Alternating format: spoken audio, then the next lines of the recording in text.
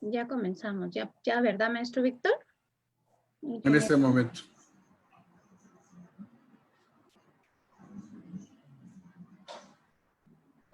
Ya estamos al aire, ¿eh? Okay. Adelante. Bienvenidos, mi nombre es Luz Ofelia Ávila y bienvenidos a todos ustedes al seminario Repensar las Humanidades en nuestra primera sesión. Está con nosotros el director del CECIT número 11, Wilfrido Massieu, el arquitecto Carlos Ruiz Cárdenas, a quien agradecemos todo su apoyo para llevar a cabo este seminario y quien nos dirigirá unas palabras para inaugurar este evento. Gracias, maestro Carlos. ¿Qué tal? Muy buenos días, estimados docentes y público en general. Sean ustedes todos bienvenidos a este nuevo proyecto de carácter institucional que impulsa espacios académicos donde los docentes, investigadores y educadores en general intercambien ideas, reflexiones, preocupaciones y propuestas para mejorar la enseñanza de las humanidades. Y más que enseñar las humanidades son un espacio de vida. Estos elementos que hacen al técnico, en el Politécnico, se forma seres humanos más formales, en particular en este nivel medio superior. El Instituto Politécnico Nacional se ha caracterizado desde su origen por ser líder en la formación de profesionales técnicos, los cuales no solamente han destacado a nivel nacional, sino también en niveles internacionales. La formación integral de nuestros estudiantes es un propósito fundamental para nuestra institución y en este sentido, el papel de las humanidades en el currículum es un eje primordial en la formación de la persona y su plena realización como ser humano. En formación de un ser libre y libremente asumido, diría Extremeño. El seminario Repensares de las Humanidades, que inicia el día de hoy, es coordinado por un grupo de profesoras entusiastas de nuestro plantel, el CECIT Wilfrido Massieu, quienes con su convicción de trabajo colegiado, su compromiso profesional y su visión innovadora, impulsan la creación de una comunidad proactiva y comprometida para mejorar las enseñanzas de las humanidades. Enseñanza que promueve un pensamiento crítico, reflexivo y autocrítico también. Esperamos que más docentes del instituto y de otras instituciones educativas se vayan sumando a este seminario, el cual deseamos que tenga un gran éxito. Como parte de la metodología del seminario Repensares de las Humanidades, está la potencialización de las tecnologías de la información y la comunicación, la videosesión, los foros virtuales, los espacios de WordPress que se irán integrando, nuevos ambientes dinámicos y colaborativos, razón por la cual este seminario se llevará a cabo en forma virtual, basado en el diálogo entre investigadores y docentes, a fin de trabajar el conocimiento de las dos disciplinas fundamentales para la comprensión del mundo, como son la historia y la filosofía. Eventos de esta índole, en donde las humanidades están presentes en la formación de nuestros alumnos, esfuerza la trayectoria del Politécnico en un logro de egresados de calidad. Para el CECIT Wilfrido Massieu, es un honor contar con la experiencia de académicos como la maestra Carla Rinete Goleto Ramírez en este seminario, quien agradecemos comparta sus experiencias en las áreas de humanidades y que deseamos sea fructífero para todos los docentes y educadores que hoy nos acompañan. El propósito de esta formación que el día de hoy inicia tiene además un impacto claro en estos momentos donde nos hemos despersonalizado y estamos en medios virtuales. Nuestros alumnos requieren también de ser desarrollados en el ámbito humanístico, en el área del contacto humano, y estas materias no solamente son materias formativas, son espacios donde el ser humano tiene la manera de expresarse, y es por eso que le damos una gran importancia a estas unidades de aprendizaje. Y esperemos que esto fortalezca todas estas sesiones y nos permita generar experiencias claras para mejorar las condiciones de nuestro país a través de nuestros alumnos. Muchas gracias y mucho éxito. Maestra Rinete, muchas gracias por su experiencia que será vertida en estos medios. Agradezco su buena participación y estos medios donde nos permitimos tener estos encuentros no presenciales, pero sí muy sentidos. Muchas gracias. Gracias. Gracias, ingeniero. Muy bien. También agradecemos que esté con nosotros en nuestra primera sesión a la maestra Rosa Griselda Nava Galve, quien es la coordinadora de los seminarios de la red Seminarios Repensar.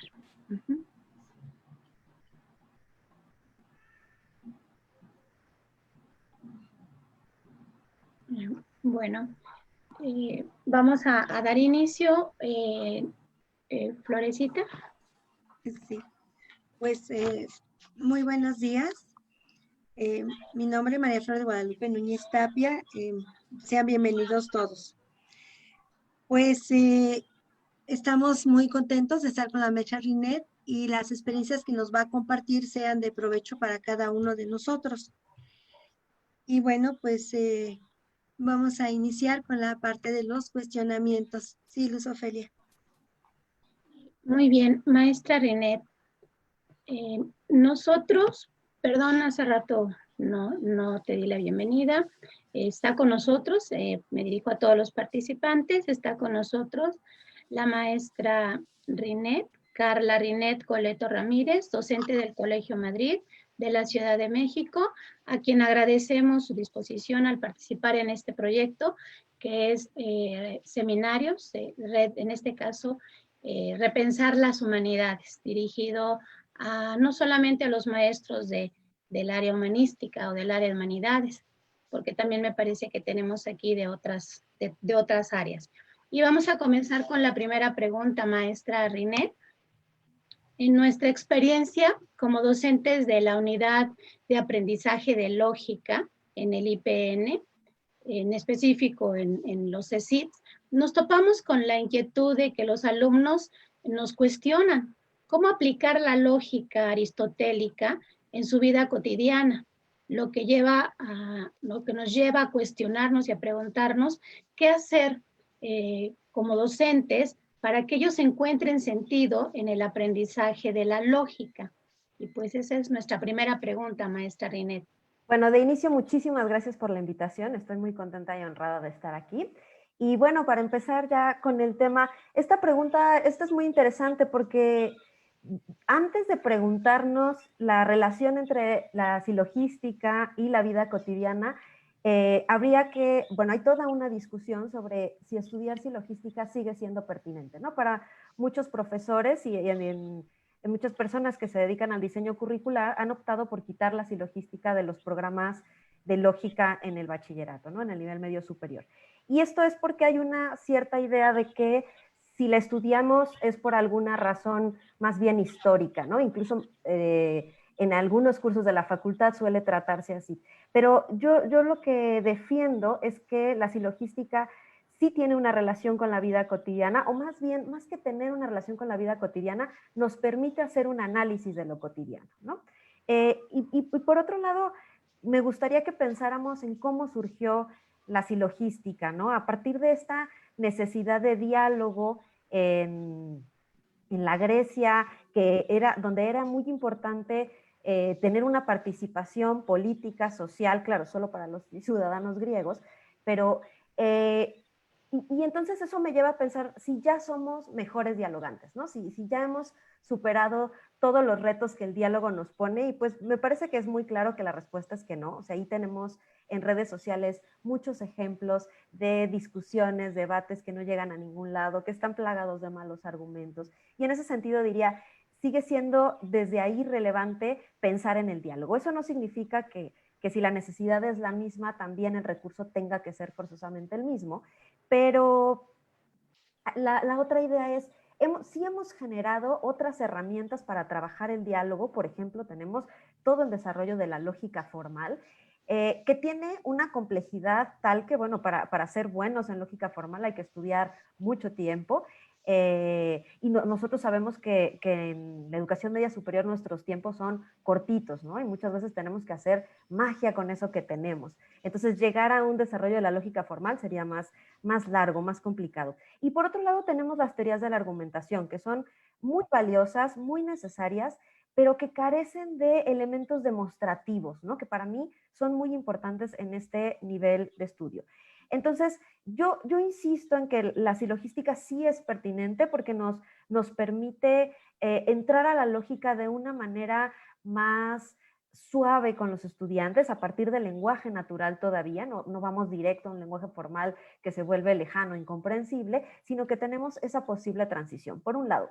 Y por otro, para responder más directamente a la pregunta, yo les decía hace rato, creo que la lógica silogística sí es una herramienta para pensar en lo cotidiano, y eso me gustaría mostrárselos con algunas diapositivas que tengo aquí, entonces voy a compartir una presentación por un momento. Ok, adelante. Se ve la presentación, ¿verdad? Sí. Bueno, entonces a mí un tema que me parece que donde podemos usar las herramientas de la silogística son los prejuicios. Y esto a mí me ha gustado mucho trabajarlo, no solo con estudiantes, sino también cuando he tenido oportunidad de hacer algún taller con profesores, respecto a todas las ideas que tenemos preconcebidas sobre cómo son nuestros estudiantes, ¿no? Lo dirijo así cuando estamos en el trabajo de profesores. Pero si nosotros pensamos en cualquier tipo de prejuicio, vamos a encontrar estructuras de este tipo, ¿no? Como todas las mujeres manejan mal, todos los argentinos son antipáticos, ninguna filósofa es bonita, ¿no? Ese lo pongo porque particularmente era algo que se oía mucho cuando yo era estudiante en la Facultad de Filosofía. Como profesores y profesoras de lógica, creo que es muy claro que hay una estructura similar en esto, ¿no? Podemos ver a simple vista que estos son juicios universales. Y si nosotros pensamos en otro tipo de juicios, como este, vamos a ver estos, algunas personas manejan mal, algunas personas son antipáticas, algunas personas no creen que otras son bonitas, ¿no? Si nosotros vemos la estructura de una proposición categórica particular, vemos que, pues de pronto lo que sonaba tan juicioso, como un prejuicio tan fuerte en los juicios universales, aquí ya no está así, ¿no? Pareciera que los juicios, las proposiciones categóricas universales atrapan la estructura de nuestros prejuicios. No quiero decir que toda proposición categórica universal es un prejuicio, no es así, pero sí que nuestros prejuicios suelen estar construidos en esa estructura lógica, mientras que las proposiciones particulares son susceptibles de contener mucho más a la diversidad y evitar las falsas generalizaciones, ¿no? Y entonces esto me parece muy importante. Decía Peirce, les tengo una cita aquí que me parece que demuestra esto muy bien, donde dice que nuestras creencias guían nuestros deseos y conducen nuestras acciones, como un barco en alta mar con nadie a bordo que conozca las reglas de navegación.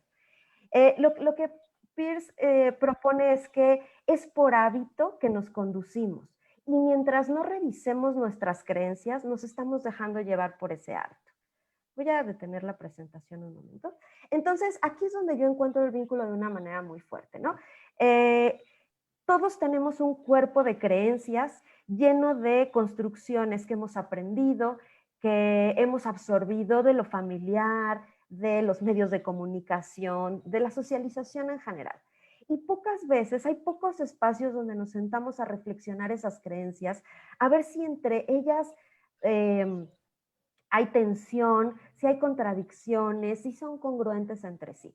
Entonces, a partir del trabajo con las mismas creencias de los alumnos, es que yo encuentro que el estudio de la lógica se vuelve significativo, ¿no? Porque no soy yo la que está diciendo vamos a trabajar sobre este tema, sino que sí, por supuesto que hay una tendencia, una intención muy clara desde el diseño de las estrategias, pero lo que está en juego ahí son las creencias mismas de los estudiantes y ahí me parece que está ese vínculo. Muy bien. Así es, maestra Rinet. Pues, maestra Rinet, realmente tu propuesta y esa parte tan ligerita de hacernos ver y este acercamiento a la vida cotidiana, pues lleva también a otra parte.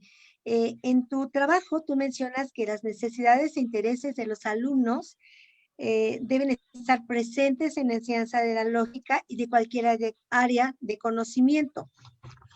¿Cómo puede un docente de filosofía de la lógica, considerando un enfoque constructivista a la realidad de nuestros alumnos? Sí, así como hay escepticismo de que la silogística siga siendo necesaria en la enseñanza de la lógica en el bachillerato, también hay un escepticismo en que se puede enseñar desde una concepción constructivista. Y yo creo que todo lo contrario, si nosotros pensamos que la lógica lo que nos ofrece son sistemas cerrados que se guían por reglas y es una estructura, entonces ahí hay elementos del constructivismo que pueden ser muy pertinentes de trabajar.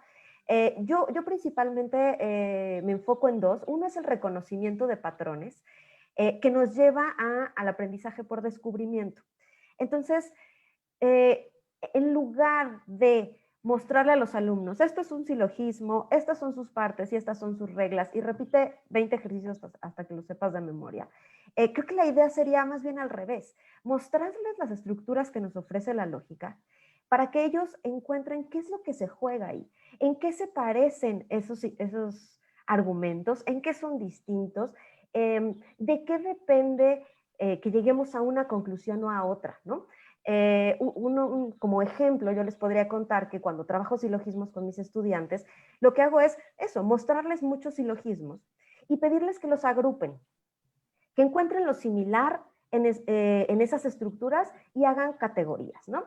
Y resulta muy impresionante cómo llegan a las mismas categorías que tiene la lógica aristotélica y incluso yo les pido que les pongan un nombre de persona a esas categorías usando el tipo de proposición, ¿no? Y entonces, sí, no se va a llamar Bárbara, pero a lo mejor se llama Mariana el silogismo, ¿no? Y entonces son ellos los que encontraron que hay similitudes y diferencias.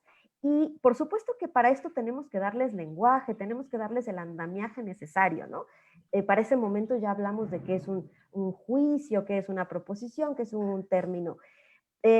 Pero si ellos mismos lo descubren, nosotros sabemos que eso genera que sea significativo, que se motiven, que se involucren mucho más con el conocimiento.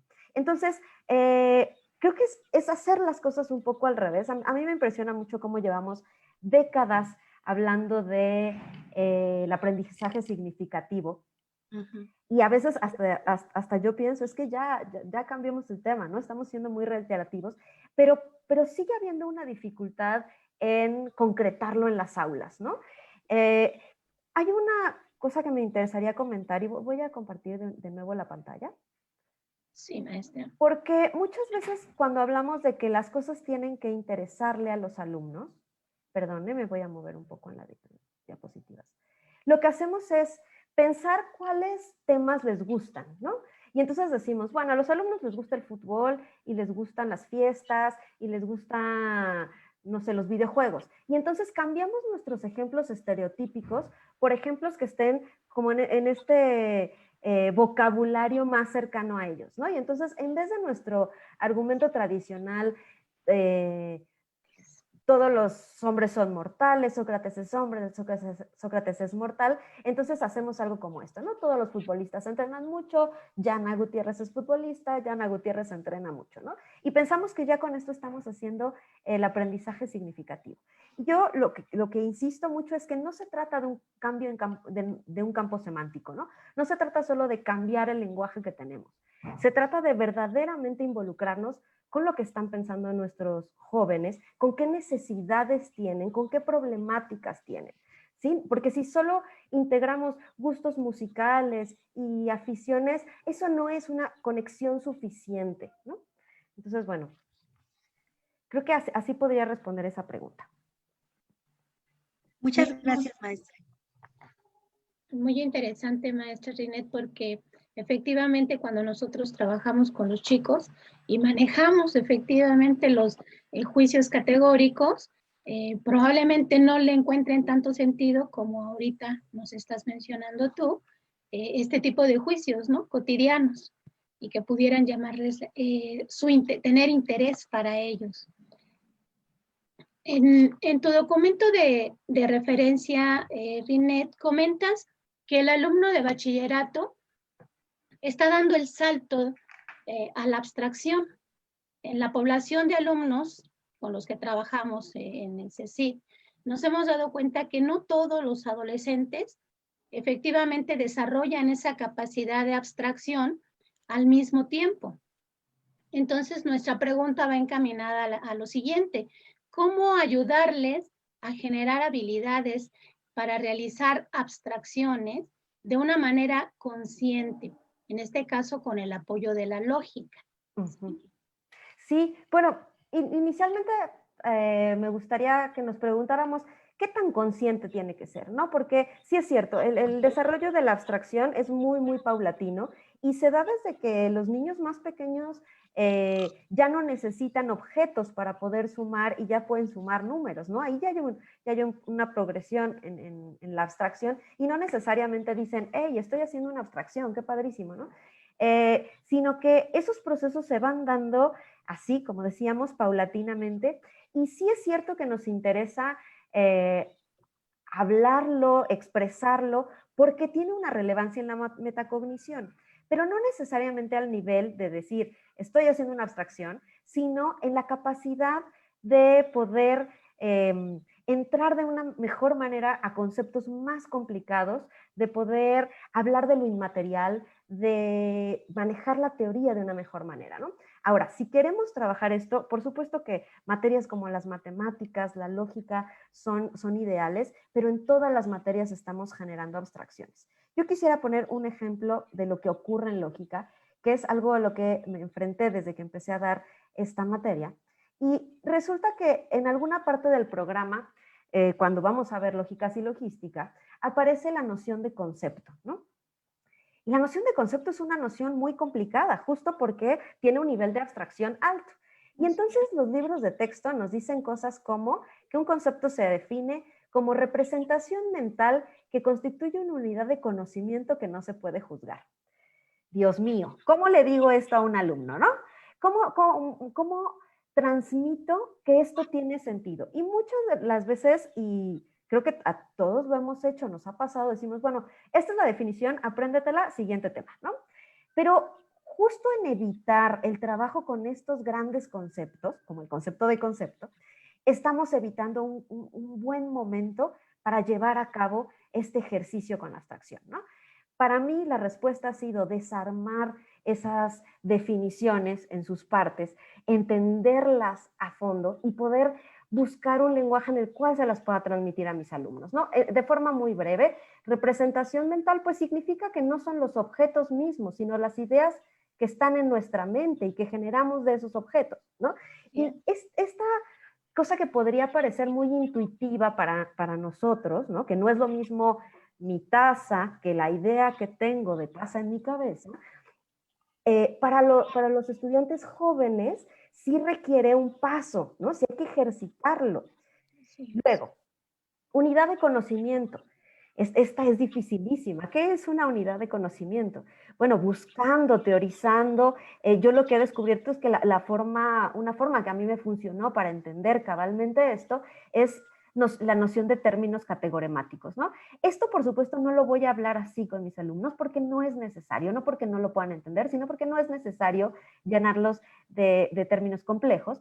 Un término categoremático es el que tiene contenido, ¿no? A diferencia de un término sin categoremático, que son términos como las proposiciones, los artículos, que solo cobran contenido cuando están junto a otra cosa. Entonces, que sea una unidad de conocimiento significa que tiene contenido, o sea, que es posible definirlo.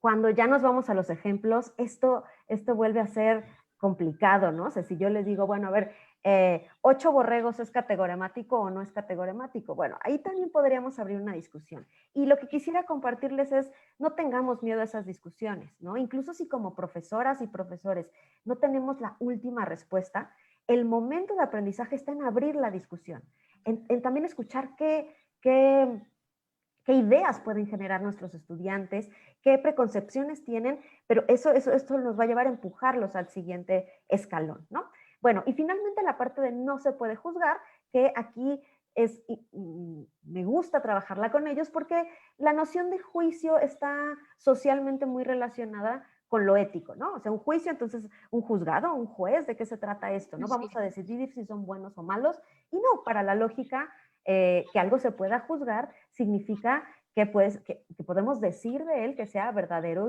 o falso, y en este sentido los conceptos no tienen un valor veritativo, ¿no? No son ni verdaderos ni falsos, solo son.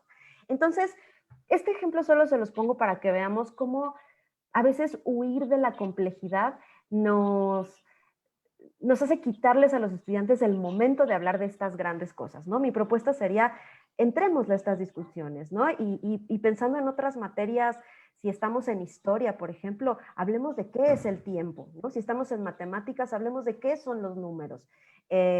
Insisto, no tenemos que saberlo todo, sino crear ese espacio con nuestros estudiantes. Claro, muy interesante, maestra, cómo nos planteas el manejo de la abstracción, de tal forma que los chicos lo puedan entender y puedan asimilarlo, ¿no? De una manera más práctica, significativa, como bien lo mencionabas. Sí, y si me permites agregar una cosita, porque la había olvidado. Si uno le pregunta a los estudiantes, ¿cómo hacemos conceptos? ¿Tú cómo sabes que una silla es una silla? Entonces, al explorar en ese diálogo, es muy probable, y a mí me ocurre comúnmente, que los estudiantes me dicen, bueno, pues es que he visto muchas sillas en mi vida. Muy bien, y entonces, ¿cómo sabes que si cambia su material, sigue siendo silla? Si cambia su color, sigue siendo silla. Ah, pues porque no es relevante el color para hacer silla, no es relevante el material del que está hecho para hacer silla. Y si escuchamos eso con atención, ellos mismos nos están dando la teoría aristotélica de la esencia y el accidente, ¿no? Son capaces de reconocer que en los objetos hay cosas que son esenciales para hacer esos objetos y otras que son accidentales. Y entonces, aunque haya muchas teorías de la definición y teorías de la conceptualización, lo más natural incluso es estar de acuerdo con Aristóteles, y eso me parece muy hermoso. Claro que sí, muy bien, maestra. Bien. Tenemos, bueno, ahora ya como que nos queda un poquito más claro la abstracción relacionada a la sustancia, la esencia de las cosas, ¿verdad? Y a veces decimos, la apariencia es una, pero lo que está adentro de eso que lo hace ver aparente es lo importante. Muy bien. Bueno, maestra, bueno, pues en tu tesis de maestría, en tu experiencia cotidiana con tus alumnos y todo ese trabajo que has estado realizando a lo largo de, pues ya de algunos años y tu gran experiencia a través de la UNAM, del Colegio Madrid, de todas estas instituciones donde has podido estar, escribir, bueno, tienes un historial muy importante en tu carrera como filósofa, felicidades por ello. Retomando esta parte, en tu propuesta tú hablas acerca de los diagramas de Venn. Y normalmente a muchos pues, como que dijimos diagramas de Venn, matemáticas y ahí te ves, ¿no? Porque está muy complicado. Ese manejo de los diagramas de Venn, normalmente en filosofía, en lógica, lo vemos como parte de un estudio de las proposiciones. De acuerdo a su propuesta en este aspecto, ¿recomendarías traspolar conocimientos teóricos en diagramas de Venn en cualquiera de los temas vistos en lógica? ¿Cómo se pueden realizar estos? Sí, yo he encontrado que los diagramas de Venn son un recurso muy útil. Ahora, nunca recomendaría usarlo para todo, ¿no? Pero nunca recomendaría usar nada para todo porque todo lo que repetimos muchas veces acaba por perder sentido, ¿no? Pero sí tengo reconocido que hay varios momentos de un curso básico de lógica que se podrían ver beneficiados del estudio de diagramas de Venn. Entonces voy a compartir otra vez mi presentación. Ay, ya me quedaron, ya aquí está. Entonces, el diagrama de Venn, que es un recurso que se usa en teoría de conjuntos, también en lógica y en matemáticas, la parte que me parece muy atractiva es que de inicio es muy intuitivo. Si yo les muestro esto, creo que hay una facilidad de decir, de entender un poco qué dice y de qué se trata, ¿no? Entonces, esta es mi primera actividad con los estudiantes. ¿Qué es esto y para qué sirve? E incluso se les puede pedir a ellos que empiecen a construir maneras de nombrar las cosas, ¿no? Así como yo les decía hace rato, yo les pido que le pongan nombre a los silogismos, ¿no? Y entonces ya no se van a llamar Bárbara, Claren, Darí, Ferio, sino Mariana, etcétera. Lo mismo acá, ¿no? Para que ese descubrimiento de la estructura luego lo podamos pasar a cómo se usa. Y entonces ya no es una cosa ajena, ¿no? Bueno, esto es un diagrama de Venn que nos sirve para hablar de conceptos. Y yo tengo una estrategia didáctica que toda ella trabaja diagramas de Venn, a la que llamo círculos de confianza, porque aquí es donde voy involucrando los temas de la ética que para mí han funcionado como el elemento significativo para los estudiantes, ¿no? En este caso, esta actividad se llama diagramas de Venn en tamaño natural, donde les pido que en equipos hagan un diagrama de Venn pensando en gustos que tienen los miembros del equipo, ¿no? En este momento sí gustos. Y entonces pueden poner cualquier cosa, como que me gustan las novelas de terror, los videojuegos y el K-pop. Digamos que un equipo trabajó esos temas. Luego los hacen en el patio a gran escala, de tal modo que ellos se pueden parar en la zona del diagrama de Venn que les corresponda. Es decir, si a mí me gustan estas tres cosas, me voy a parar en el centro del diagrama de Venn. Pero si solo me gustan las novelas de terror y los videojuegos, me tocaría pararme en otro lado, ¿no? Entonces, esto es importante, me parece, porque nos enseña que el diagrama de Venn está conteniendo elementos y que nosotros podemos ser uno de esos elementos, también los objetos y los conceptos y otras cosas, ¿no? Pero así pasamos por este proceso de decir, ok, ahí puedo caber yo, ¿no? Y entonces, una vez que hacemos esto, vamos a otras tres actividades donde todas ellas tienen un interés por revisar nuestros vínculos y nuestras relaciones, ¿no? Entonces, el siguiente es el que llamo personas confiables, donde les pido que hagan un diagrama de Venn con características que les parezca que tienen las personas confiables. Y luego les pido que busquen a sus amigos ahí, sin decir nombres, sin señalar a nadie, porque no se trata de eso, ¿no? Sino de generar la reflexión. Y después vamos a un diálogo donde pensamos, ¿qué pasa si encontré a mis amigos ahí? O si no encontré a mis amigos ahí, ¿no? O sea, yo tengo unos criterios que me hacen confiar en las personas y después los estoy cumpliendo o no los estoy cumpliendo, ¿no? O sea, sí los uso para relacionarme así con la gente. Y luego habría otro ejercicio que suelo hacer, al que llamo personas peligrosas, que es un poco lo opuesto, ¿no? ¿Qué características tiene una persona para que se le considere peligrosa? Este es muy interesante porque así como salen cosas que sí nos llevan a evitar el riesgo, también salen un montón de prejuicios, ¿no? Ahí puede salir algo realmente alarmante o que nos lance una señal como que alguien tenga armas, que alguien sea violento, o puede salir algo como que alguien tenga tatuajes, ¿no? El asunto es que para mí el trabajo así con estos elementos me permite abrir un espacio de reflexión con mis estudiantes donde lo que está puesto a prueba son qué creencias tenemos sobre nosotros, sobre las personas y también sobre las cosas del mundo, ¿no? Entonces, esto es para trabajar con conceptos.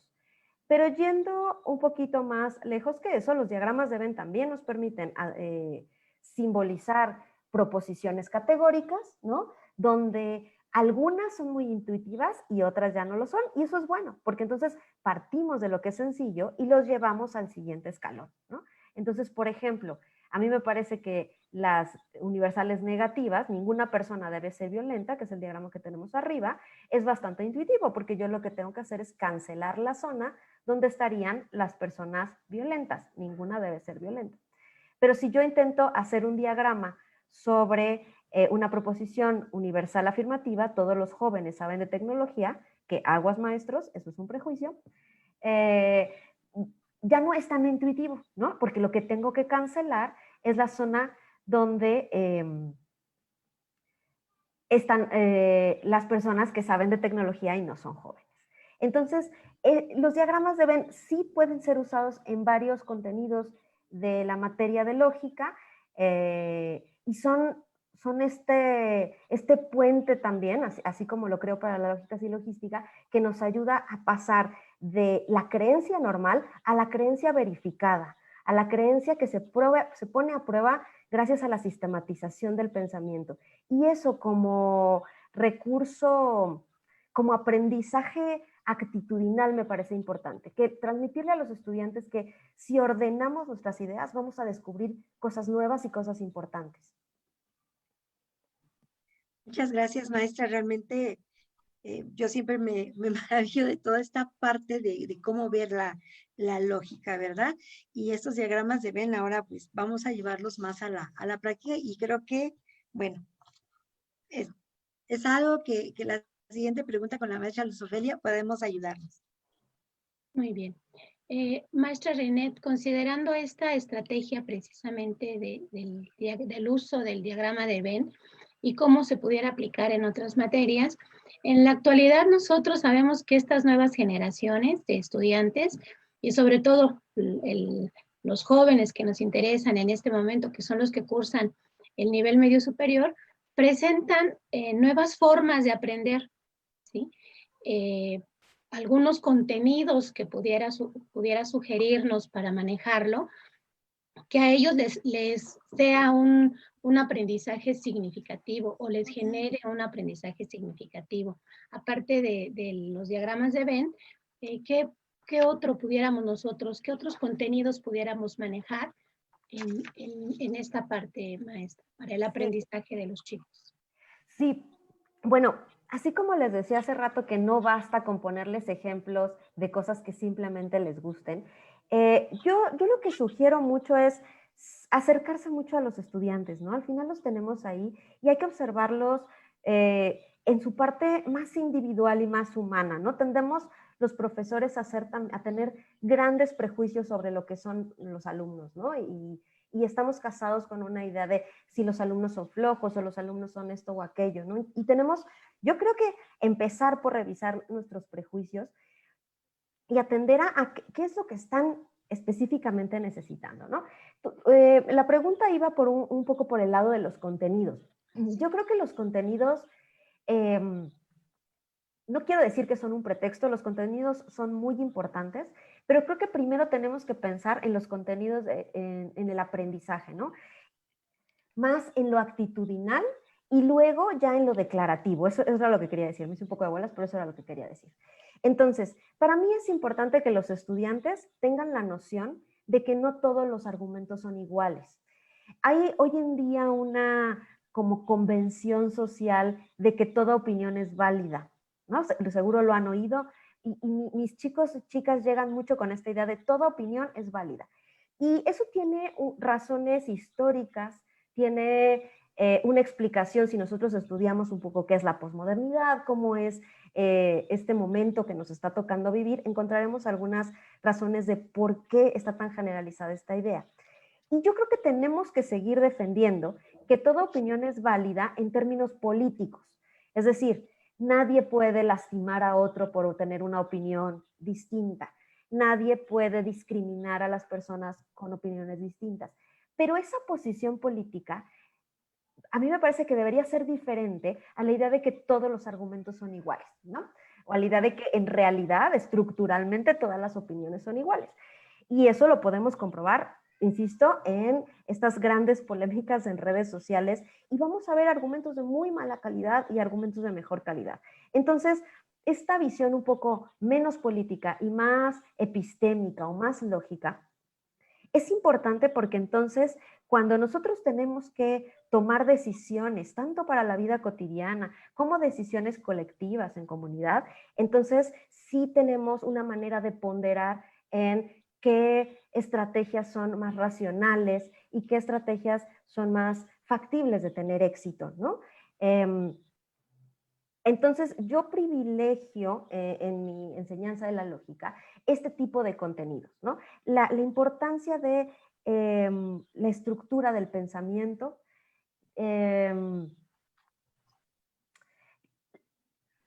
es una inferencia? ¿A cómo se llega a una conclusión válida? Me parecen contenidos que tienen que permanecer en la educación media superior porque nos llevan a estructurar nuestro razonamiento sin perdernos en este mar de polémicas y de ideas. Yo iría por ahí. Ahora, hay textos contemporáneos que están tratando de buscar elementos de la lógica. Estoy pensando específicamente uno que se publicó hace poco del doctor Herrera, un maravilloso texto, donde busca falacias en el tema de los transgénicos, ¿no?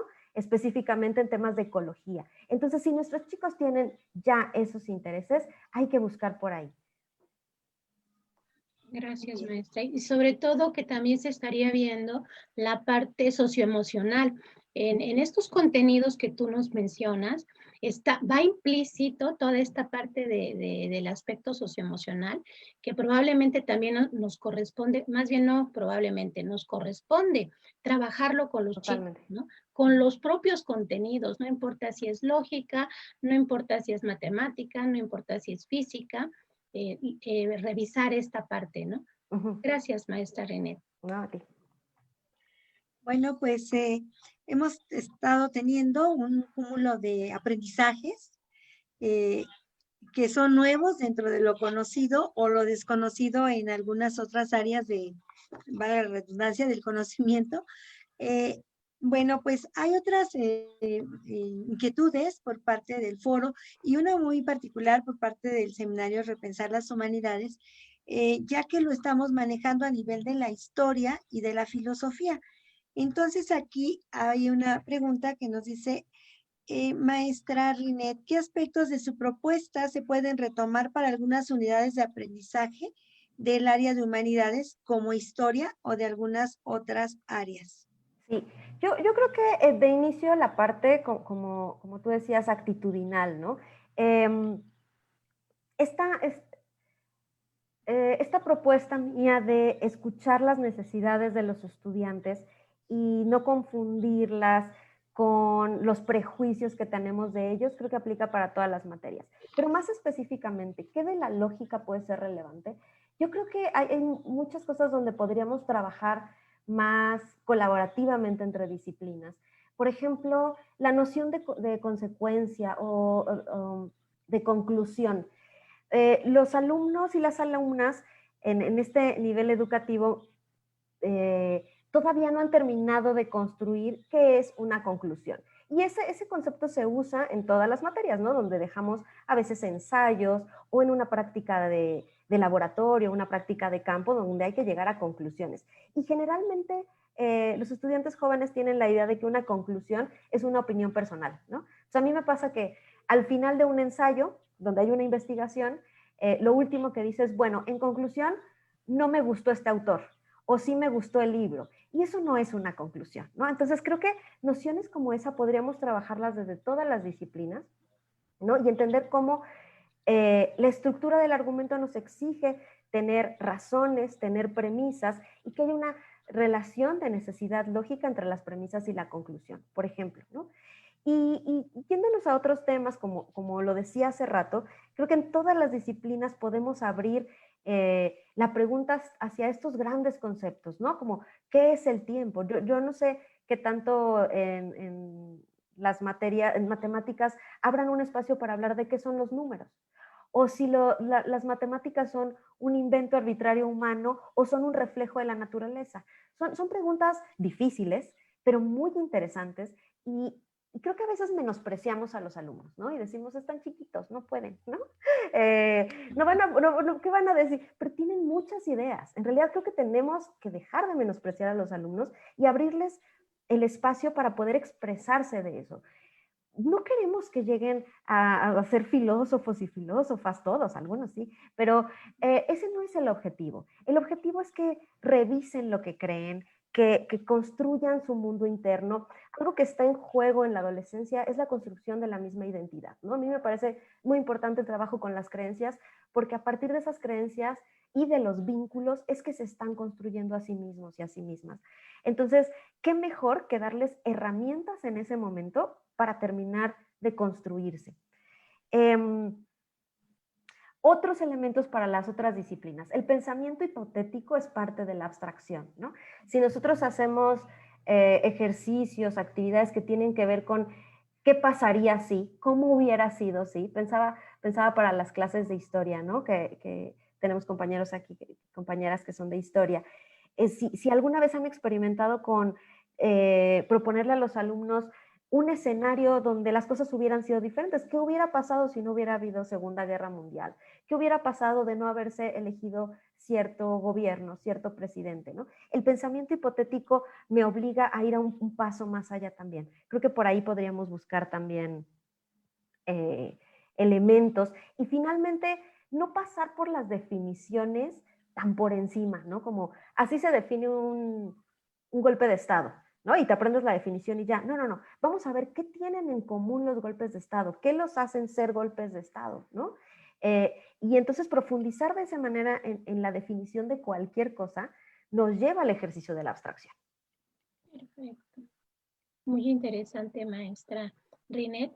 Bueno, estaríamos terminando nuestra primera parte de esta sesión y pues ha llegado el momento de dar voz a los participantes de este seminario que ya han empezado a subir algunas preguntas a foro, a menos que en el Zoom, aquí mismo, tengamos oportunidad de plantear alguna pregunta. ¿Hay alguna pregunta que podamos plantearle a la maestra Rinet? ¿A Rinet? Está en el chat. En el chat, Diana. A ver. También la maestra Diana. Diana, revisamos el chat. Yo estaba buscando cómo levantar la mano en el Zoom, el teléfono, pero no te oímos bien, Diana. No se oye bien. Seguramente si quitamos la parte de la cámara, si quitamos la cámara se oye mucho mejor, por el consumo de datos que se dan. No sé si ahí ya me oigo un poco ya, mejor. Sí, mucho mejor. Es que estoy... no, ya no. Puedo quitar el cubrebocas. Bueno, soy Diana Gómez.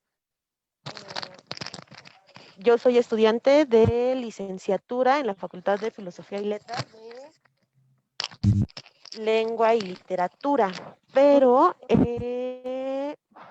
a mí me llamó muchísimo la atención que muchas de las cosas que tú estás comentando, que estás planteando, pues son el concepto básico del signo lingüístico de Saussure y se utilizan mucho en teoría y en lingüística, porque justamente es apropiación del lenguaje, ¿no? Si no tienes lenguaje, ¿cómo vas a comunicarte? Otra vez se cayó. Si no tienes lenguaje, ¿cómo te vas a poder comunicar? ¿Cómo vas a poder desarrollar tus ideas y cómo vas a poder hacer algo? Pero además me gusta mucho la idea que estás planteando de acercarte a los alumnos, de escucharlos y hacerlos partícipes, que comiencen a comentar en clases. Si no comentas en clases, no vas a desarrollar la capacidad de hacer un argumento. Pero hay grupos que son muy reticentes, que no quieren participar en clase. Entonces, ¿cómo te afrontas a eso? A mí me pasó un caso de un profesor que no le parecían en ningún momento bien los comentarios de los alumnos y crea reticencia. Y al siguiente año, el siguiente mes, no conseguía que participáramos. Claro, te Entonces, entiendo. es eso. Sí, muchas gracias por tu comentario, me gustó. Fíjate que sí, tendemos también a decir, es que no participan. Y yo creo que sí, nunca vamos a lograr una participación del 100%, pero donde creo que tenemos que poner atención es qué estamos haciendo o qué no estamos haciendo para que esos espacios, para que el aula sea un espacio donde los estudiantes se sientan libres, relajados y cómodos para hablar, ¿no? O sea, yo no es por echar las culpas a los profesores y a las profesoras, pero sí creo que quienes somos responsables de construir un espacio, voy a decir amoroso incluso, ¿no? O sea, como en términos de Jaspers, somos nosotros. Entonces, ahí tenemos que trabajar mucho y también hay teoría que lo respalda, ¿Cómo podemos hacer que esos espacios sean espacios seguros para nuestros chicos y chicas? Y creo que ahí hay una vertiente que nos toca trabajar todos los días, ¿no? Y también aprender a respetar las personalidades. O sea, creo que sí nos hizo mucho daño, mucho tiempo de esta educación como muy autoritaria, forzosa, ¿no? O sea, hay que respetar al que se siente incómodo, hay que respetar los momentos y ser alguien que invita, ¿no? No que obliga. Yo afortunadamente trabajo en un centro en el que la participación es bastante alta y ahora que nos hemos movido a lo digital estamos sufriendo muchísimo porque hemos visto una baja muy clara en la participación por lo que implica el medio, ¿no? Por la distancia, por la pantalla, que es muy intimidante, ¿no? Pero bueno, creo que tenemos que seguir buscando eso, cómo hacer espacios seguros para nuestros estudiantes. Y que los lleve a un aprendizaje, ¿verdad? Precisamente. Claro. Maestra Rinet, en el chat tenemos de la maestra María Eugenia Ramírez Solís un comentario para ti. El tema de la significatividad en la enseñanza y el aprendizaje es fundamental para todos los programas educativos, independientemente de la disciplina en la que se ubica. La propuesta didáctica presentada en tu artículo es muy interesante y te envía una felicitación. Y aprovecho, maestra Rinet, también para plantearte una pregunta de subida al foro por parte de la maestra María Eugenia. Dice, para el desarrollo de la secuencia didáctica que propones, identifico proximidad con el modelo de Schulman sobre el conocimiento profesional de los profesores, que incluye el conocimiento del contenido, en este caso, de la filosofía. El conocimiento pedagógico, mencionas al constructivismo y el aprendizaje significativo y el conocimiento del estudiante, entre otros. La pregunta es, ¿qué sugieres a los profesores para integrar estos conocimientos a fin de diseñar secuencias didácticas que permitan al estudiante apropiarse de manera significativa de los conocimientos de la lógica y que lleguen a producir, analizar y evaluar discursos argumentativos? Sí. Pues mucha creatividad. O sea, creo que la creatividad es una habilidad fundamental en el docente y muchas veces pensando, voy a regresar un poquito a esta idea del prejuicio, ¿no? Tenemos prejuicios, todas tenemos prejuicios, como maestros tenemos prejuicios de nuestros estudiantes, pero también de nosotros mismos, ¿no? Entonces, hay algunos profes que dicen, bueno, yo no soy creativo y ni modo, y hago lo que tengo que hacer. Todos podemos desarrollar más habilidades siempre. Entonces, creo que no podemos sobrevivir como docentes sin creatividad, ¿no? Y lo digo porque encontrar el vínculo entre el contenido de aprendizaje y el modo en que lo voy a enseñar no es fácil. Muchas veces lo forzamos y cuando forzamos las cosas, los alumnos lo sienten, ¿no? No sé si todo el mundo, pero nosotros le llamamos ejemplos de juguete, ¿no? Estos ejemplos ad hoc que los ponemos porque sabemos que funcionan y que si no nos salimos de ahí los vamos a poder manejar bien. Cuando la enseñanza es mucho más honesta y en el sentido de yo busco un modo de enseñar la silogística que entrañe la estructura del silogismo, ¿no? No uso cualquier estrategia.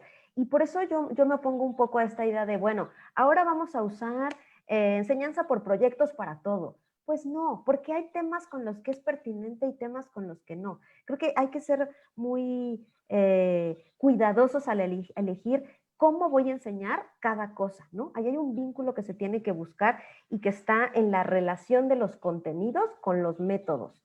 Entonces, yo enseño el tema de prejuicios en silogismo porque creo que está en la estructura de la proposición categórica, porque podría haber escogido, no sé, animales, no sé, cualquier otro tema, pero ese tema no me da para esa relación cercana, ¿no? A lo mejor alguien podría enseñar lógica desde una aproximación de la ciencia y estaría padrísimo ese curso, ¿no? Porque la lógica también da un montón para eso, pero hay que buscar esa relación, por un lado. Luego, yo creo que hay un montón de contenidos más que de contenidos, de aprendizajes que tenemos que tener los maestros hoy en día. Y yo sé que puede ser un poco cansado y retador que nos digan que ahora tenemos que hacer más y más y más. Todos nos hemos sentido desbordados un poco por eso, pero me parece muy necesario que continuemos una formación que tiene más que ver con lo social y humano, ¿no? Ya tomamos muchos cursos de planeación, muchísimos. Ya tomamos muchos cursos de cómo hacer una secuencia didáctica y una estrategia didáctica. Enfoquémonos en cursos que tienen que ver con lo psicosocial, porque entonces vamos a encontrar mucho más fácil esos vínculos de los que estoy hablando, ¿no? Tomemos cursos de inclusión, de género, de atención en crisis, de adolescencia, ¿no? O sea, creo que así como tenemos que formarnos en lo pedagógico, en nuestra disciplina, también necesitamos, porque estamos trabajando con seres humanos sintientes, ¿no? Y llenos de un mundo interno complejo, y estamos interviniendo ahí, entonces tenemos que ser muy responsables con eso. Bien, gracias, maestra Rinet. Tenemos aquí, bueno, nos está solicitando la palabra el profesor Vladimir Ortiz Flores. ¿Podemos abrir su micrófono? Muchas gracias. Sí, efectivamente, mi nombre es Vladimir Ortiz, soy docente, por decirlo así, independiente. Doy clases de taller, estudio también teatro, música y filosofía en la Facultad de Filosofía. Primero es felicitar a la compañera, a la colega Rinet, por tu trabajo. Efectivamente, te has sensibilizado respecto de la enseñanza de esta área tan árida como puede ser la lógica por su formalización, pero me parece que las estrategias que has utilizado son las adecuadas. En efecto, la enseñanza en mi experiencia, la enseñanza de la lógica aristotélica es básica, ¿no? Para precisamente introducir a las personas en lo que es el pensamiento formal. Ya más adelante en la carrera, pues está la lógica proposicional, ¿no? Que es lo que vemos en la carrera. Pero es muy importante tener esta primera formación que en realidad se da desde la primaria, efectivamente, como mencionabas, cuando el niño empieza a abstraer, que empieza a manejar conceptos, las matemáticas, ahí empieza un proceso de abstracción, ¿no? Entonces no nos es tan ajeno tampoco, ¿no? La única cuestión es que hay que irlo formalizando. Entonces, en ese sentido, la estrategia que utilizas, por ejemplo, respecto de utilizar un diagrama, creo que es adecuada y es suficiente porque permite precisamente a la persona, al individuo, en este caso al estudiante, empezar a acercarse y tener de manera ya más formal qué es lo que se está buscando con esta lógica, que básicamente son reglas de pensamiento, ¿no? Una diferencia entre la generalización y la universalización, ¿no? Como mencionabas, todos, ¿no? O para todos, ¿no? Para todos aquellos que sean tal, entonces se sigue esto, ¿no? Vamos afinando nuestra lógica. Yo lo que quería comentarte es que en mi experiencia, yo he utilizado el teatro como esa herramienta porque me he dado cuenta que me sirve también. En el teatro utilizamos, por ejemplo, las áreas del escenario. Ahí me sirve para poder introducir, yo estoy trabajando ahorita un proyecto que se llama Teatro Identidad, entonces que tiene que ver precisamente con el principio de identidad. Y yo utilizo precisamente el diagrama, por ejemplo, de las áreas del escenario para hablar de ese principio de identidad, ¿no? Donde un cuerpo solo se puede estar una sola vez, o se es o no se es, ¿no? No se puede hacer las dos cosas al mismo tiempo. Entonces creo que me parecen estas estrategias adecuadas, sobre todo porque he encontrado en el teatro también esta cuestión que mencionabas de que además de ese proceso significativo, esta cuestión de vivencial, ¿no? Donde solamente, como decías, al definir un concepto no solamente es definir el concepto como es, sino precisamente apelar en qué situaciones hemos visto que este concepto, o lo que decías, un golpe de estado, ¿no?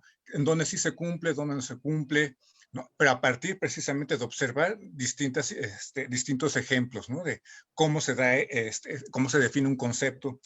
Ahora bien, esas estrategias me parecen adecuadas porque digo, yo también lo he experienciado de ese modo, pero a través del teatro, porque no solamente me importa que sea significativo, sino que además sea vivencial, ¿no? En este sentido, el espacio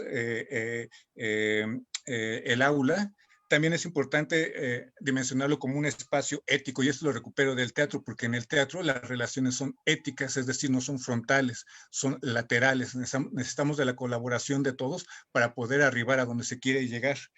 En ese sentido, he construido mi aula en un espacio también ético, precisamente retomando lo del teatro, para ya no se confrontar al estudiante y, por el contrario, que sea un trabajo colaborativo, ¿no?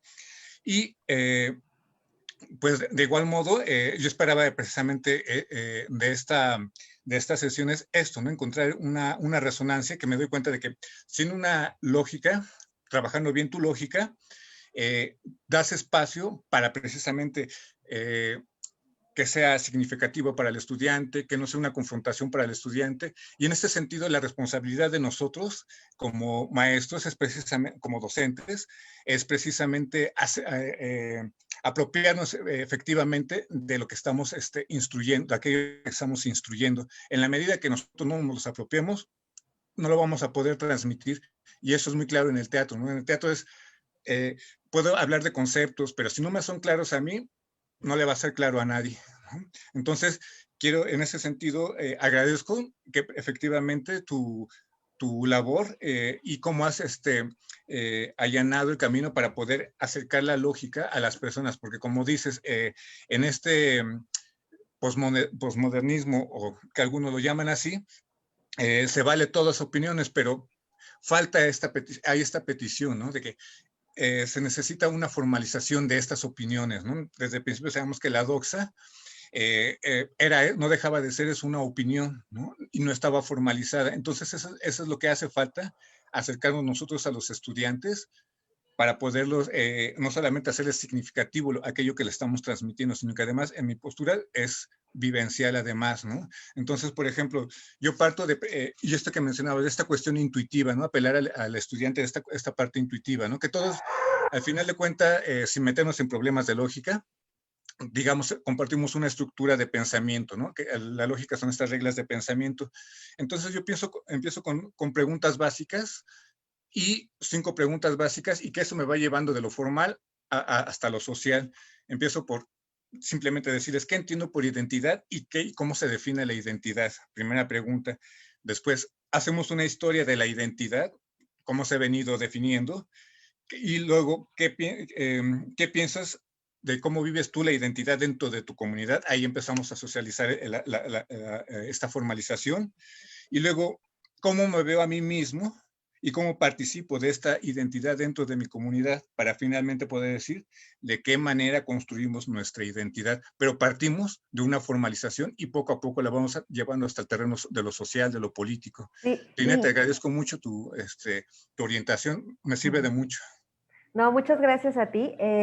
Justo esta idea de que decías al principio que la lógica es árida, ¿no? Y ahora tú mismo en tu explicación, donde hablas de lo colectivo, de lo comunitario, pues habría bastantes pruebas de que así hemos percibido la lógica, pero no necesariamente es árida. Justo una de las cosas por las que yo trabajo y que me gusta buscar mucho es una comprensión de la lógica como mucho más humana, ¿no? Hecha por seres humanos, para la labor humana, para la problemática humana. Y pues sí, claro, el teatro, a mí me ha enseñado mucho el teatro, sobre todo en términos de honestidad, ¿no? O sea, la honestidad que se consigue en el teatro a partir de estar en los pies de otro personaje, sé que suena ahí un poco paradójico, pero una enseñanza desde la honestidad, como cuando el actor está ahí parado y lo que está pasando sí está pasando y sí lo está sintiendo, aunque esté encarnando otro personaje, me parece algo que los docentes también podríamos reflexionar un montón en nuestra práctica. Así es. Gracias, Vladimir. A ti, muchas gracias.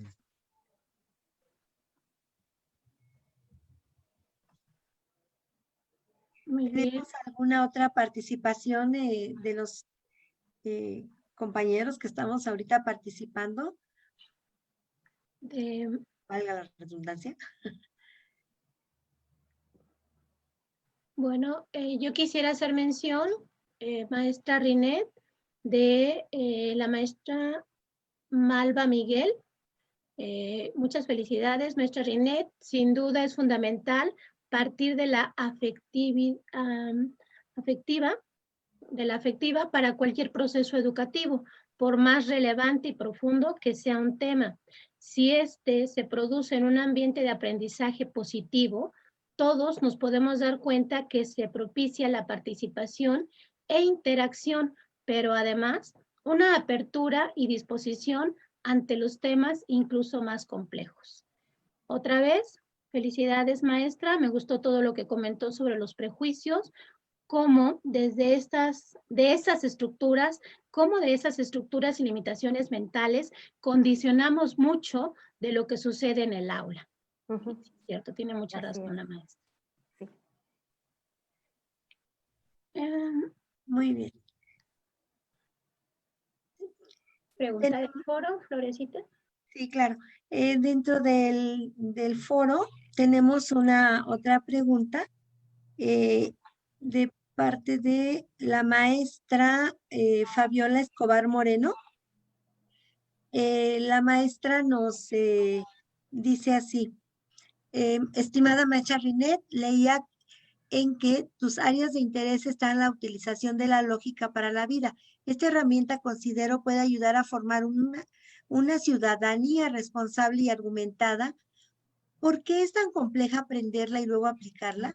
Hay personas que utilizan en su jerga coloquial, es lógico, usar la lógica, pero lo cierto es que desde mi óptica hay una similitud entre lógico y congruente.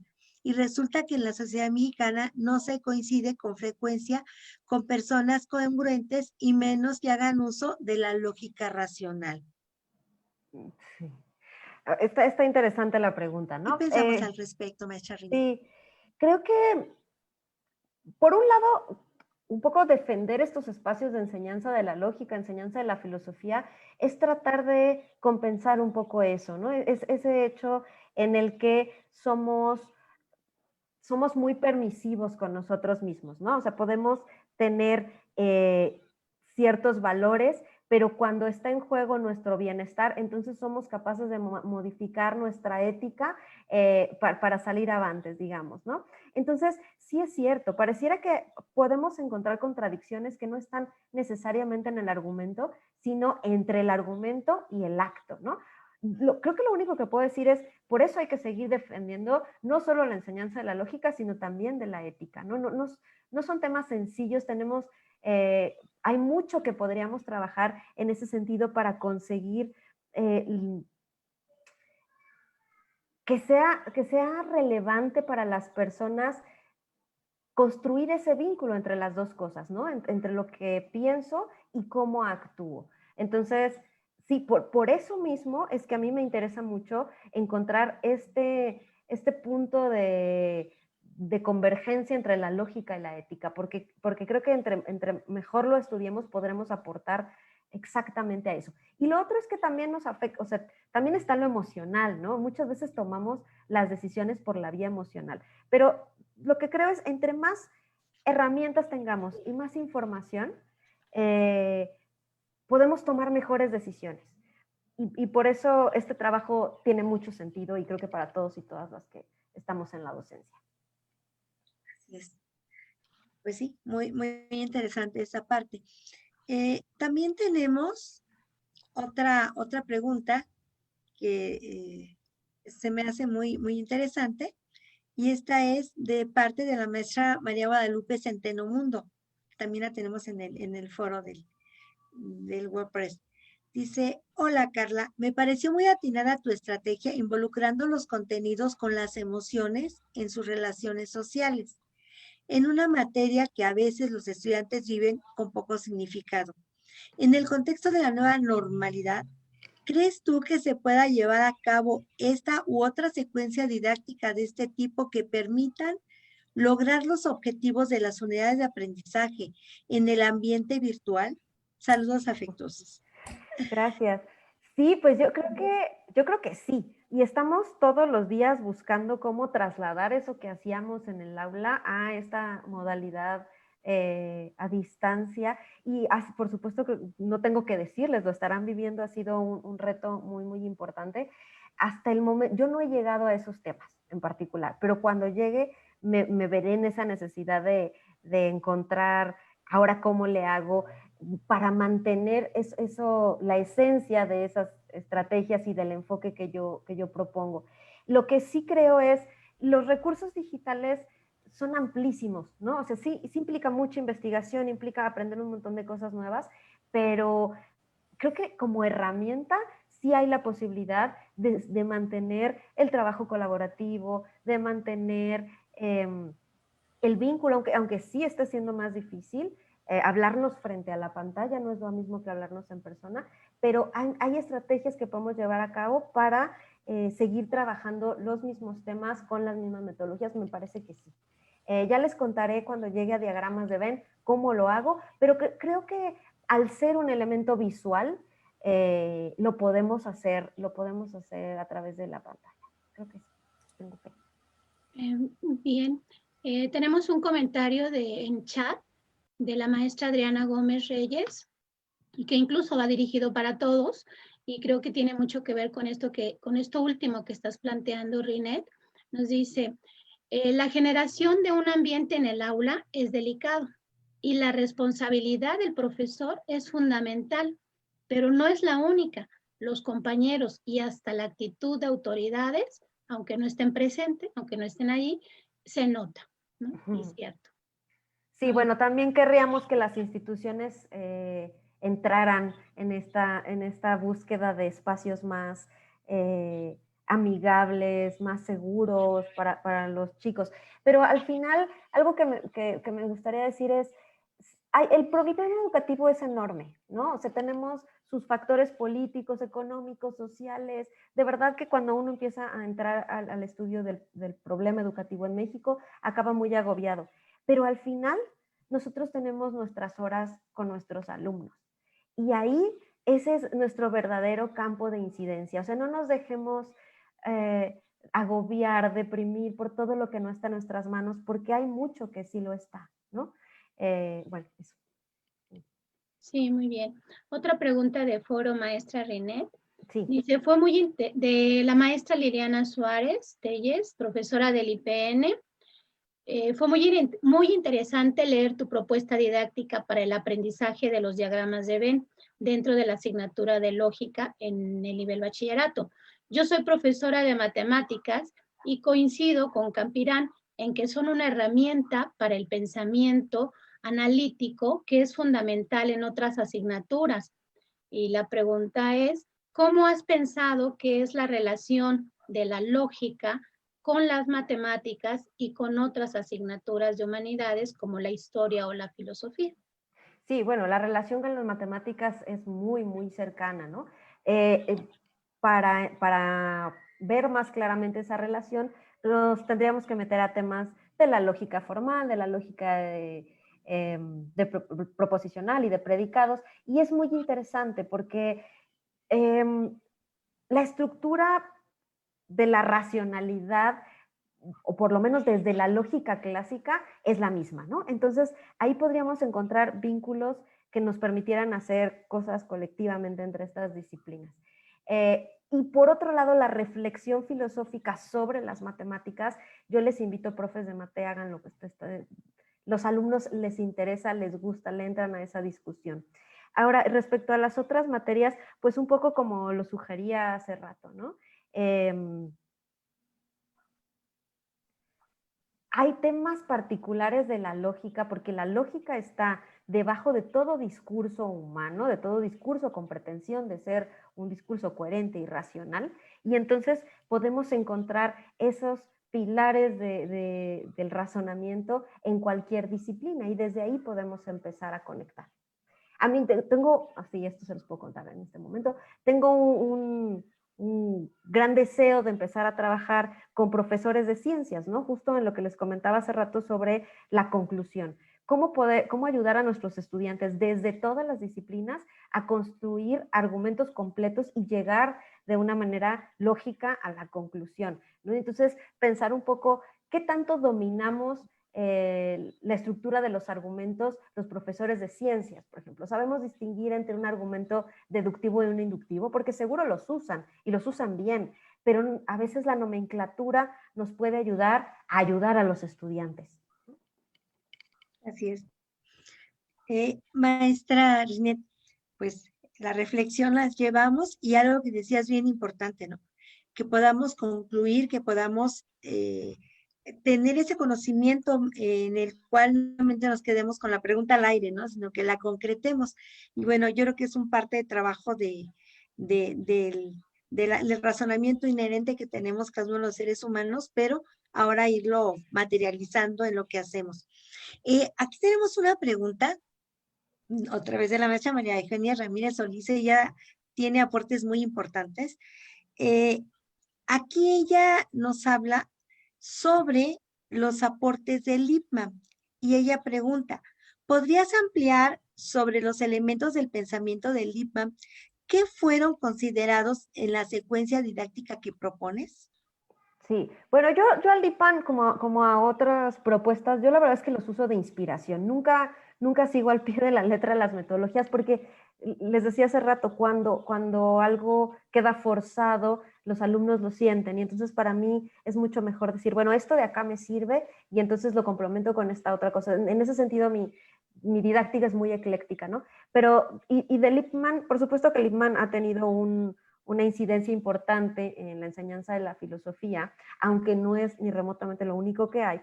Pero lo que creo que es muy valioso es la noción de diálogo de Lippmann, ¿no? De comunidades de indagación. Ahora, yo no hago comunidades de indagación como las hace él. Yo cada vez he ido quitando más elementos en la estructura del diálogo, porque lo que he descubierto es que los chicos y chicas quieren hablar y necesitan ser escuchados. Entonces, entre más barreras tengan a eso, menos van a hablar. Y yo he procurado, hago círculos de diálogo y son una parte muy importante de mis secuencias didácticas. Después de cada momento crucial de la secuencia, hacemos un círculo donde a partir de preguntas que yo propongo y preguntas que proponen ellos, eso sería traído de Lippmann, ¿no? O sea, es importante que los alumnos, que discutamos las preguntas que también surgen en ellos, no solo las que los profesores consideramos que son valiosas. Y abrimos estos círculos de diálogo absolutamente libres, donde yo como profesora soy una más y doy mi opinión como una persona más ahí. Cuando son muy, muy jóvenes, sí, por supuesto, hay que moderar un poquito más, pero poco a poco voy dejando de hablar yo y eso para mí es un éxito. Cuando yo tengo que hablar poco y ellos se autorregulan y ellos están construyendo más solos, yo me siento muy, siento que logré lo que buscaba, ¿no? Entonces, creo que en esa relación dialógica es que podría pensar en Lippmann. Ahora, Lippmann también tiene unas propuestas muy interesantes sobre ejercicios que tienen que ver con transformar proposiciones de la vida común, concreta, a proposiciones categóricas, que son ejercicios interesantes de usar, ¿no? En ese sentido, sí, creo que eso es lo que podría decir. Ahora, de pensamiento crítico, bueno, pues como se mencionaba hace rato, ¿no? La teoría de Ariel Campirán resulta también muy interesante y muy útil de trabajar. Muy bien. Maestra Rinet, un comentario de la maestra Adriana Gómez Reyes y que también va dirigido a todos. Dice, muchas gracias por el comentario. Tienes razón, el tiempo con nuestros alumnos es la razón de ser del profesor. Y nos plantea por aquí también la maestra Adriana Gómez Reyes, que ya nos escribió en el chat. Ella es de CECIT 13 IPN del CCH Sur UNAM y nos comenta lo siguiente, maestra Rinet, dice, estimada Rinet, me encantó ver la cantidad de coincidencias que encontré entre lo que escribes y lo que hemos discutido sobre el aprendizaje de matemáticas en el bachillerato. Me parece que hay muchísimo en común y podrías trabajar de forma conjunta entre la enseñanza de la lógica y de matemática en el bachillerato. En particular, en tu cita de Lippmann, la contribución de la lógica formal al desarrollo de un pensamiento organizado reside menos en la aplicación de sus reglas y bastante más en animar rasgos específicos, tales como ser sensibles a la inconsistencia, tener interés por la consecuencia lógica y ser conscientes de la coherencia de nuestros pensamientos. esta es la cita de Lippmann que citas en tu artículo, me deja pensando en la discusión que hemos tenido en cuanto a qué deberíamos preocuparnos, en cuanto a que deberíamos preocuparnos menos por las cuestiones algorítmicas y más en el desarrollo de pensamiento. ¿Podrías ampliar tu opinión al respecto y platicarnos de cómo ves esta relación con la matemática? ¿Podríamos trabajar en actividades multidisciplinarias? Sí, por supuesto que creo que en lo actitudinal está lo más valioso de todo, pero tampoco me gustaría que perdiéramos el valor, la importancia de los contenidos, ¿no? Sobre todo materias como matemáticas y lógica. No solo es importante lo que es aplicable de manera concreta.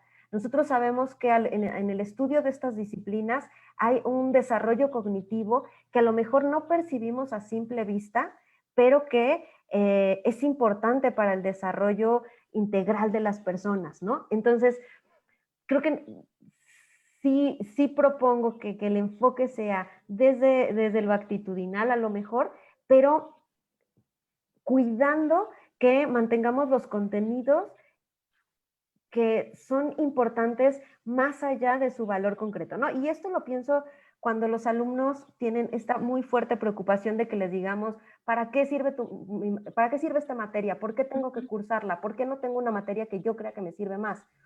Y ahí me parece importante platicar con ellos por qué estamos tan preocupados porque todo tenga una utilidad material, visible, concreta, ¿no? Entonces, la idea aquí sería que lo valioso, o sea, hay cosas que no son útiles y siguen siendo valiosas. Y creo que todos sabemos que ese es el caso de la filosofía, ¿no? No necesariamente es útil, pero es muy valiosa. Y creo que hay cuestiones en el trabajo abstracto de las matemáticas que también no necesariamente son útiles, pero son muy valiosas. Entonces, cuidando esas dos cosas, sí, por supuesto, adelante. Hagamos proyectos colaborativos, creo que sí se puede, definitivamente. Requieren estructura escolar, requieren apoyo, requieren un montón de cosas, pero estoy de acuerdo en que nos tenemos que mover para allá. Cada vez hemos entendido más que estudiar las cosas ultra focalizadas nos pierde del panorama general y que para resolver problemas humanos necesitamos enfrentar el problema desde las distintas disciplinas. Okay. Gracias. Sí, tomo la palabra. Tenemos otra pregunta por parte de Norma Cortés. Ella forma parte del personal de apoyo y asistencia a la educación. Entonces, le llamamos dentro del Politécnico personal administrativo. Y ella nos dice, soy PAE, que es lo que significa personal de apoyo a la asistencia, y gran parte de lo que la maestra Carla ha comentado lo he vivido día a día con los alumnos, ya que se acercan para platicar cómo se sienten, qué sucede en su entorno. Y la pregunta sería, ¿y por qué no se atreven a participar y opinar sobre cualquier tema? Yo la verdad creo que porque no estamos construyendo bien el espacio, ¿no? No los estamos haciendo sentir seguras y seguros. Pensemos como en toda esta problemática que hay en diversos entornos sobre acoso escolar, sobre violencia de género. Eso está en las instituciones, ¿no? Entonces no podemos exigirles a los alumnos que participen siempre y hagan, si no les podemos asegurar esos espacios, si no les podemos asegurar que no van a ser violentados, que van a ser escuchados, que van a ser respetados, ¿no? Entonces, yo un poco lo que respondería es, tenemos que seguir en la construcción de paz, ¿no? En que esos espacios sean espacios de paz, que sean espacios no solo neutrales, sino amorosos, ¿no? Donde seamos verdaderas comunidades y nos apoyemos unas a otros. Y me parece que eso va a hacer que los estudiantes entiendan la escuela más como un refugio. Y entonces quieran estar en la escuela y entonces sean responsables con la actividad escolar, pero nos toca a nosotros generar eso, a los adultos. Hannah Arendt es una filósofa a la que yo admiro mucho y ella decía, somos muy curiosos con los jóvenes, ¿no? Por un lado, los culpamos de un montón de cosas, ¿no? Es que no tienen valores, se la pasan pegados al celular, los culpamos muchísimo. Pero además les encargamos la misión de arreglar el mundo que nosotros les echamos a perder. Porque ese mundo en el que están creciendo no lo hicieron ellos, lo hicimos nosotros. Y ese celular que usan, lo hicimos nosotros, y esos juegos que juegan los hizo nuestra generación, ¿no? Entonces, los criticamos por lo que hacen. Les exigimos porque siempre les estamos diciendo que ellos son el futuro y ellos van a arreglar este desastre que nosotros hicimos. Es bastante bipolar, ¿no? Cuando en realidad lo que nos toca, dice Hannah Arendt, es cuidarlos de los males del mundo y enseñarlos a cuidarse a sí mismos y a los otros y a las otras, ¿no? Entonces, no sé si ya me desvié un poco de la conversación, pero creo que tenemos que soltar la idea de cómo queremos que sean ellos. Yo puedo tener una idea de qué comportamientos morales me parecen adecuados, pero no es lo que busco con mis alumnos. Yo busco que sean libres, que tomen sus decisiones en libertad, ¿no? Y para eso les doy información y herramientas de proceso de la información. Por eso creo tan importante que el trabajo con los prejuicios empiece en los maestros, para que nosotros no vayamos a poner en ellos lo que a nosotros nos gustaría, sino que les demos esos espacios de libertad. Gracias, Rinet. Casi ya estamos a punto de cerrar, maestra Rinet. Sin lugar a dudas, el papel de la didáctica, de los contenidos, de todo lo que nos has mostrado en esta sesión, que quisiéramos fuera más larga, es un punto crucial en el logro de los aprendizajes. Para seguir interactuando y continuar con esta conversación académica, porque lo vamos a hacer a través de foro, este foro quedará abierto y vamos a pedirte, Rinet, que nos apoyes participando en el foro y respondiendo las preguntas a los participantes, que estamos seguros continuarán a lo largo de esta sesión y obviamente también durante el seminario, ¿sí? Muchas gracias, claro que sí. Pues sí. No sé si quieras hacernos recapitular de manera breve, maestra Rinet. Bueno, sí, de manera breve, me gustaría que prestáramos atención a lo maravillosas que están siendo estas generaciones. O sea, si nos separamos un poquito del juicio hacia los jóvenes y la adultocracia en la que vivimos, estas generaciones a mí me tienen sorprendida, ¿no? Nunca había visto tanta responsabilidad social, están actuando frente al cambio climático, las chicas están haciendo todo para detener esa violencia de género en la que vivimos, los jóvenes están haciendo contenidos en los medios, entonces tengamos cuidado cuando decimos que no son responsables y más bien conectemos la responsabilidad escolar con esa responsabilidad que sí tienen las nuevas generaciones. Me gustaría dejar ese mensaje ahí y pues nada más, creo que eso. Invitar a los profesores y profesoras de lógica a la Academia Mexicana de Lógica, que es un espacio en el que tenemos la oportunidad de trabajar entre docentes de la disciplina y tenemos un encuentro anual, el Encuentro de Didáctica de la Lógica, que es un espacio muy, muy rico de conversación de todos estos temas. Y eso es todo por mi parte. Estoy encantada de haber estado aquí. Muchas gracias. Gracias. Agradecemos, maestra Rinet. Muchas gracias. Gracias a ustedes. Bien. Pues muchísimas gracias por todo este banquete de conocimiento que hemos recibido. También agradecemos a todo el equipo de colaboración de Seminarios de Repensar, todo el apoyo que hemos recibido por parte de cada uno de ellos, del maestro Víctor, de la maestra Malu, de la maestra Guille, bueno, de la maestra Fabiola, de todos, ¿no? Realmente es mucho. Muchas gracias a nuestro director, el arquitecto Carlos Ruiz, por todo el apoyo brindado para que esto pueda tener estos frutos tan importantes y pues les seguimos invitando para que podamos continuar con todo el trabajo que este seminario nos ofrece. Gracias.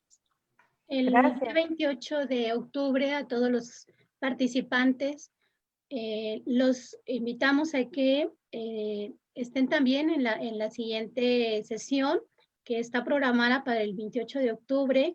La ponente es la maestra Angélica Noemí Juárez Pérez, con la temática el uso de archivo documental para visibilizar la participación de las mujeres en la enseñanza de la historia de México, así como en los otros seminarios de Repensar. También hacemos la invitación para que estemos al pendiente. Pues muchísimas gracias. Gracias a todos, gracias maestra Rinet, muy interesante y nos llevamos un gran sabor de boca con esta plática de parte tuya. Ingeniero Carlos, muchas gracias por permanecer con nosotros en esta sesión. Le agradezco mucho todo el apoyo que nos ha brindado también, maestro. Buenas tardes, hasta luego a todos. Hasta luego. Buenas tardes a todos, hasta luego. Gracias a todos. Gracias por todo. Gracias. Hasta luego. Gracias, ingeniero. Muchas gracias.